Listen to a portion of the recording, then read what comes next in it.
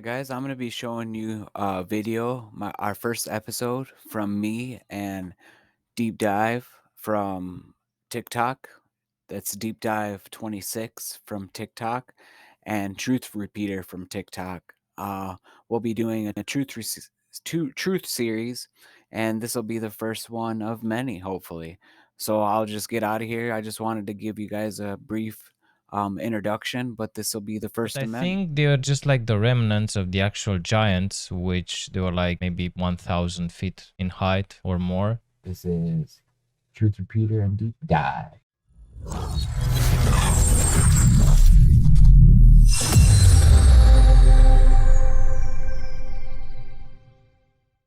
The existence of giants here is confirmed. This was written in a letter to the French Academy of Sciences in 1766 by Dr. Matthew Matty, the Secretary of the British Royal Society. He was referring to the confirmation of giants at the southern end of South America by English explorer John Byron. But reports of giants in this part of the world went back more than 2 centuries. Let's go to raremaps.com and take another look at a map we talked a bit about a month ago. This is a 1544 map of the Americas by Sebastian Munster. In the video last month, we covered the Sea of Verrazano and the story behind its discovery. But there are more interesting features on this map, one of which are the Latin words Regio Gigantum. This translates to the region of giants. This map isn't alone. If we search the term giants, depictions of giants in the same region pop up. Giants certainly don't live here today. So, who were these giants, and what happened to them? The first sightings by Europeans of these giants was in 1520 by Ferdinand Magellan and his crew on his circumnavigation of the world. Magellan was killed before making it back to Spain, but his assistant, Antonio Pigafetta, wrote this. One day we saw a naked man of giant structure on the shore of the port dancing, singing, and throwing dust on his head. When the giant was in the captain general's and our presence, he marveled greatly, and made signs with one finger raised upwards, believing that we had come from the sky. He was so tall that we reached only to his waist, and he was well proportioned. Magellan named these giants Patagons. While Pigafetta never explained Magellan's reasons for the name, it's been long assumed that pata came from a Portuguese and Spanish word to mean foot, though he may have taken the name from a literary figure in a Spanish novel of the early 16th century. Either way, the name eventually stuck, and the region became known as Patagonia, which is... We notice a lot of places with names that can represent giant humans, if you want to call them that, or giants by themselves. But there's also structures correlating in these places that we see these things, structures of, and we can show you a few pictures where these rocks or petrified it looks like petrified human flesh. But we can show you examples of this too. But the names are not the only thing that correlate with giants. Interpreted to mean land of the big feet. Magellan allegedly captured 2 giants to take back to Spain and prove their existence. But like Magellan and the majority of his men, the giants didn't survive the journey, and apparently their remains were disposed of. But it didn't matter if there was tangible proof. The Spanish accounts began to appear on maps. In 1579, Sir Francis Drake's ship chaplain, Francis Fletcher, also wrote about meeting very tall natives on their circumnavigation. Men in height and greatness, so extraordinary that they hold no comparison with any of the sons of men this day in the world. But he claimed that they were quite a bit shorter than what the Spanish had described. He put the tallest at around 7.5 feet in height. Though shorter, these English reports only seem to confirm the giant's existence. Maybe the English just didn't see the tallest of them. Tall natives and what could be described as giants continued to be reported throughout the end of the century. In 1587, English explorer Thomas Cavendish reported giants' footprints in the region. And Cavendish's companion, Anthony Knivet, claimed to have seen living giants that were 13 spans, or 9 feet tall, and a dead body that was even taller. Before the turn of the century, 2 Dutch captains wrote about encounters with these giants. One said they were 10 or 11 feet tall, and another 10 to 12 feet. but only what he called the Turimanan tribe were that tall.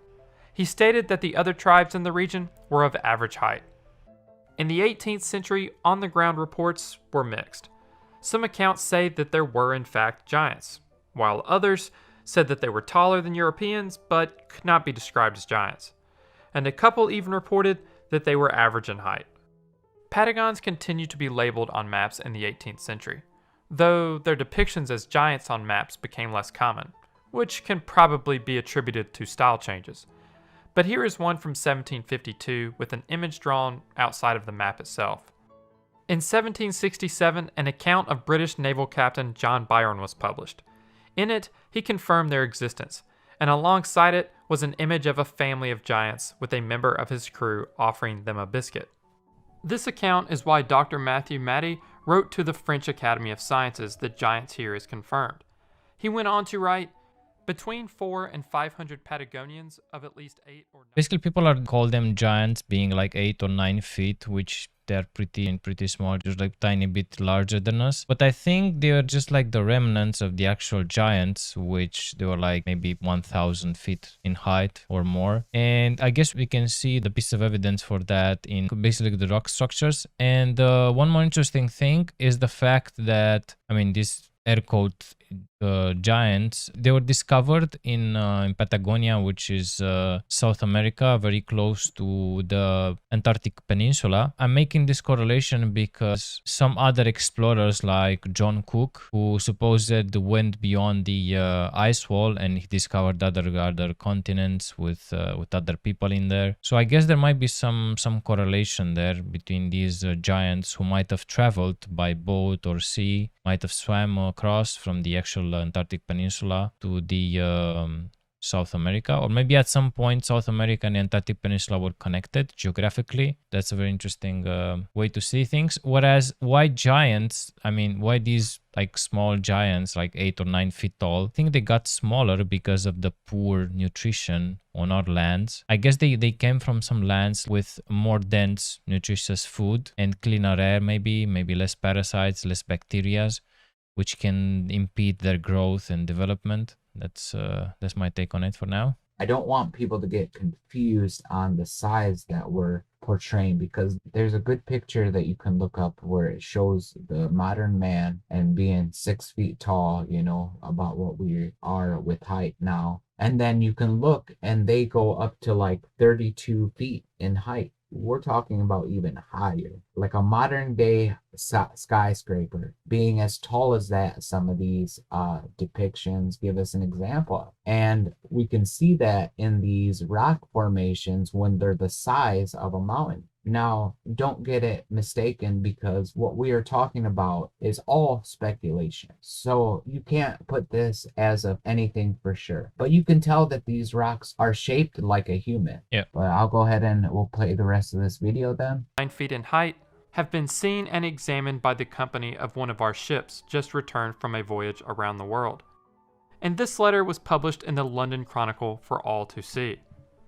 But soon after, one of France's most prestigious scientific journals published a claim that the British had made the whole thing up to distract from the mercenary purpose of England's ships off the coast of Argentina. And in 1773, another book was published that includes accounts of famous explorers of the day, which included John Byron.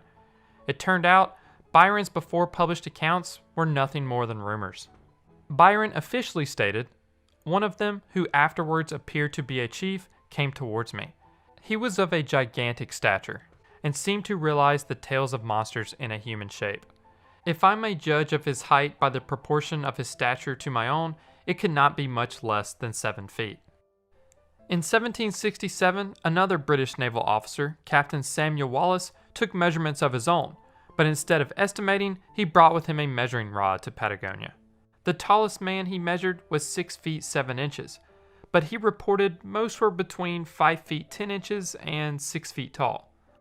In a 1774 book, a Jesuit missionary named Thomas Faulkner, who spent almost 40 years amongst the tribes of Patagonia, mentions a chief 7 feet and some inches tall. And he also states, "The Patagonians are a large-bodied people, but I have never heard of that gigantic race which others have mentioned. though I have seen persons of all the different tribes of southern Indians. For most, these three accounts put an end to the belief in Patagonian giants. It is now thought that these accounts were describing the Tehuelche Indians, who are native to the Patagonian area of Argentina. At an average height of 6 foot or 1.8 meters at the time, to the average European. Andre can second this. There's obviously a bias in this video, and we're trying to we'll play the rest of it for you so you at least know what we're talking about. But when one side of the video holds strongly to one thing, when we can see examples of it, and I'll call them potential examples of things, and they're things that we can see that are shaped in the same dimensions, but there's no getting away from that. Okay, so regardless whether or not we're going to watch a biased video, I think it's still imperative to ask the question of whether or not that things can be hidden from us. The Smithsonian has admitted to certain things. We won't talk about the certain things, but we know that we can find at least examples of people being a couple feet taller than normal size, and that being a normal size for that type of people.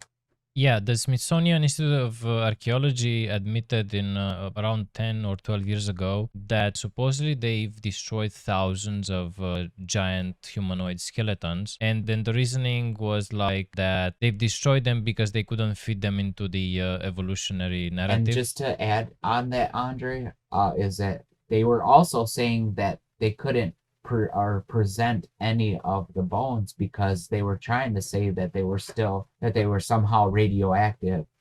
Yeah, that's a very interesting point, and I would imagine them doing that because I've heard worse things than that. But I would add as well the fact that we consider them to be giants. Like, I mean, let's assume that they weren't giants or they were just like 6 feet tall, whatever. The fact that the average European height was like 5.5 feet, 1.6 meter tall, that plays into what I was saying earlier. The fact that nutrition plays a big role. Of being bigger, just of being a bigger human. I mean, look at LeBron James, you know. LeBron James' kids won't be as big as my kids. I mean, they'll be bigger. And a good example is like fish in fish tank, right? When we put a fish in a fish tank, they're only going to grow to a certain size. And they're going to stay impeded by growing just because of their environment. And it's the same thing with us, except the factors that go into it are the food that we eat, whether it's healthy or not, the environment, whether we're breathing in good, healthy, clean air, the water that we drink. You know, there's other factors that go into it. And when we have a better environment with a lot more nutrition, and we're drinking from the living waters, I mean, we're going to take in a whole new abundance of nutrition, and it's going to change the way our muscle structures are, the way our bone structures are, because this will affect us from the time that we're born, even when we're in the womb.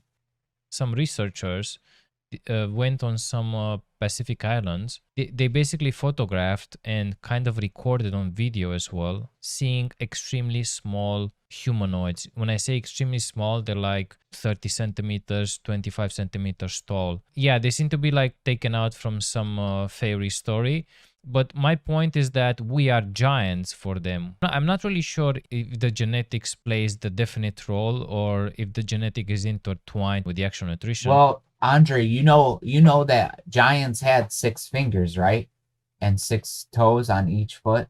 You know that they had an extra digit too on their hands and feet.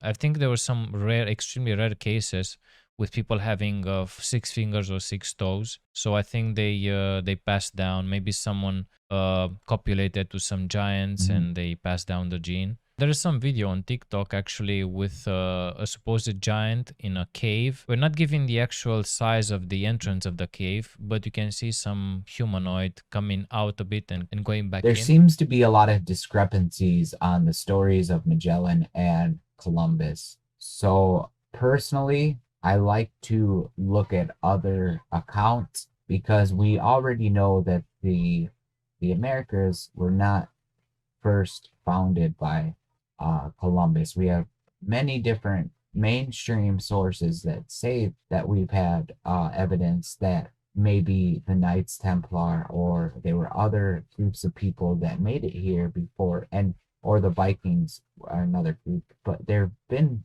many of the examples and proofs that other civilizations or other people have at least touched down on the Americas before Christopher Columbus did. And Magellan's just way too far, I guess, for me to really uh commentate about.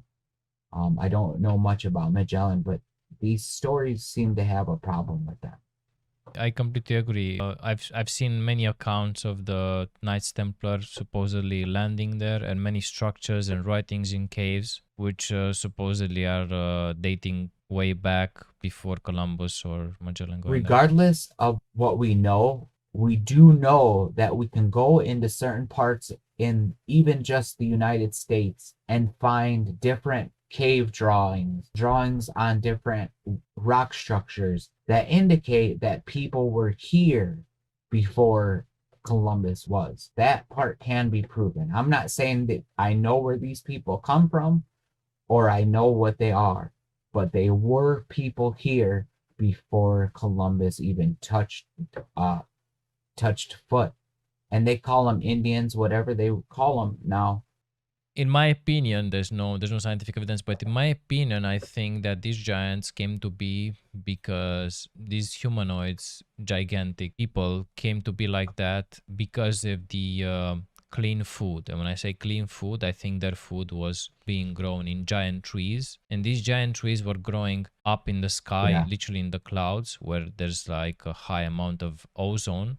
It's the strongest antiparasitic, antibacterial, anti-fungicide thing that it's out there. So I think by eating from these fruits, which were Yeah. grown in these trees at these amazing heights, where the atmosphere is filled with ozone, and the roots themselves going deep into the ground, these fruits getting filled with actual dense nutrients and minerals, those are contributing to the humanoid body by making it grow stronger and basically larger. And that would be in every aspect of the human, from the bone structure all the way up to the outer, what you're seeing, because that would be food that they would be taking part of since they were, it like I said, in the womb. Their mothers would be eating that food and passing on the nutrition to their offspring. So would the father be doing the same and hunting bigger animals. I'm assuming we would be dealing with bigger animals as well, since the environment is bigger and there's bigger things all around. You would be dealing with a whole different size and different types of animals in the wild as well.